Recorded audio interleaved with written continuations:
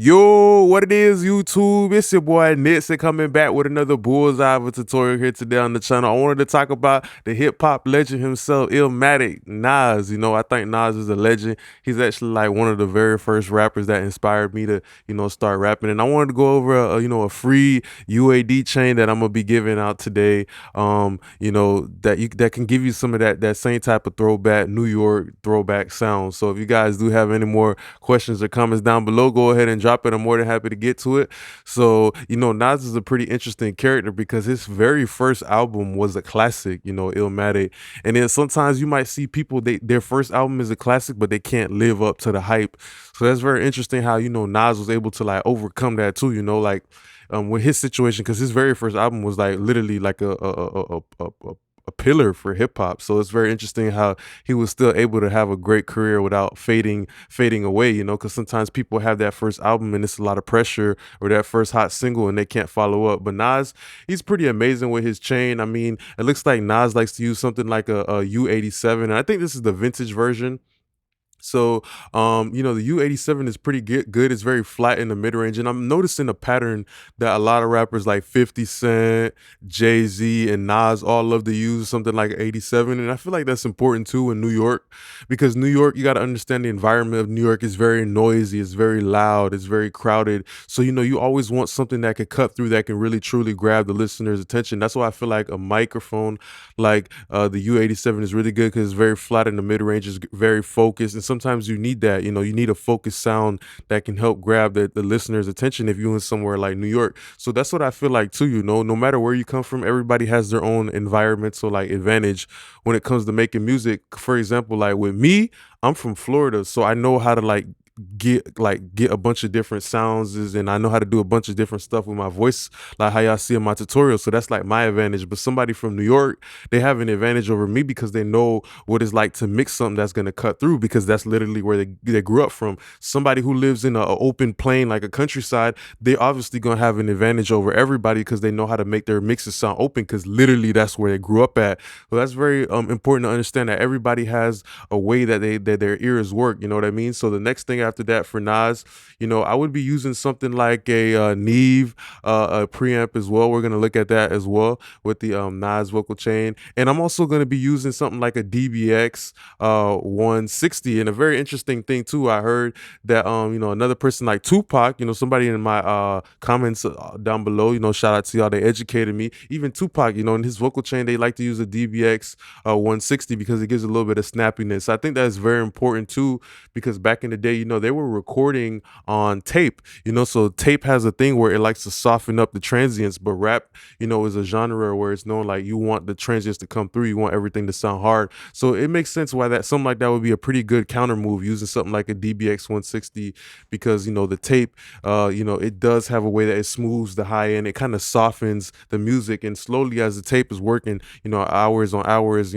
time after time, the audio is passing through the tape, is passing through the console. There's a form of soft clipping, a form of kind of like rounding off, like turkey basting, like greasing up the vocal, like making it so smooth. And sometimes you don't want that. You don't want it to be too smooth. You want a rap vocal to hit and have impact, because they're talking about the real, raw, relatable life.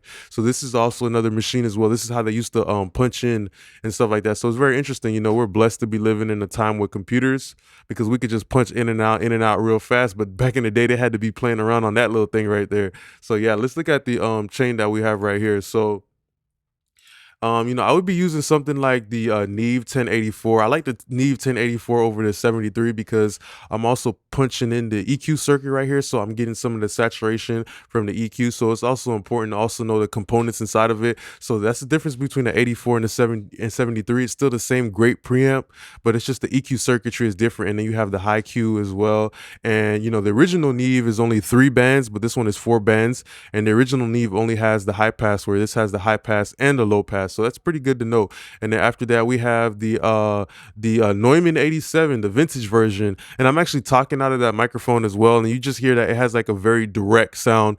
And pay attention, that would be something good for like dropping a song in New York, like even with 50 Cent, because you want it to just really be very like non-invasive. Like you don't want to hear too much stuff kind of going on with the the microphone, and like the 47, and a lot of the throwback microphones had tubes in it, but this one, I believe it has FET components, FET, so solid state, and that has lower noise, so it just really helps the listener have more focus onto the main stage, which is NAS. All right, after that, then we have the DBX 160. I like the DBX 160 on a low ratio, doing like 1 to 3 dB, just to help give it some of that snap, give it some of that I wasn't how Nas be flowing, so even though his flow is smooth, the tape will be making everything kind of sound smoother. But the DBX is pretty interesting. You also have something like the DBX 180, which was a noise reduction system that DBX also made the company to help fight some of the noise they was getting from the tape.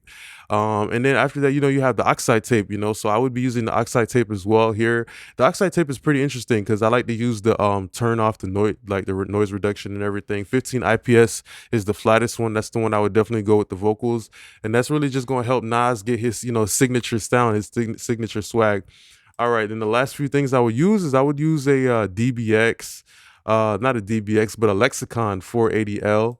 And maybe this is a technique that you guys should be trying. You should try to maybe put a de-esser in front of your reverb, because that will help like some of the harshness not come through and hit the reverb. So that's a trick I always like to do. Sometimes I like to use a filter, but I like to use a de-esser as well because it's a little bit more dynamic.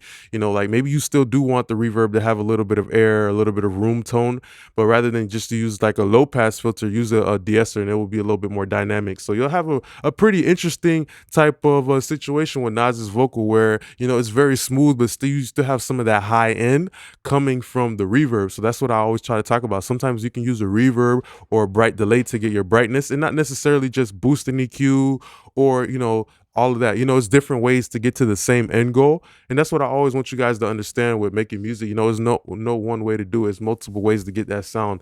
Maybe Nas didn't use this same exact stuff, but guess what? I'm pretty sure if you record into this chain, you'll get something that's in the ballpark, but it'll be even better because it's something that's unique to you. All right, so this is pretty much the end of the video today. I hope you guys did like the video a lot. You guys can get this template down below for free. Don't forget to like, comment, and subscribe. Appreciate y'all now. Peace.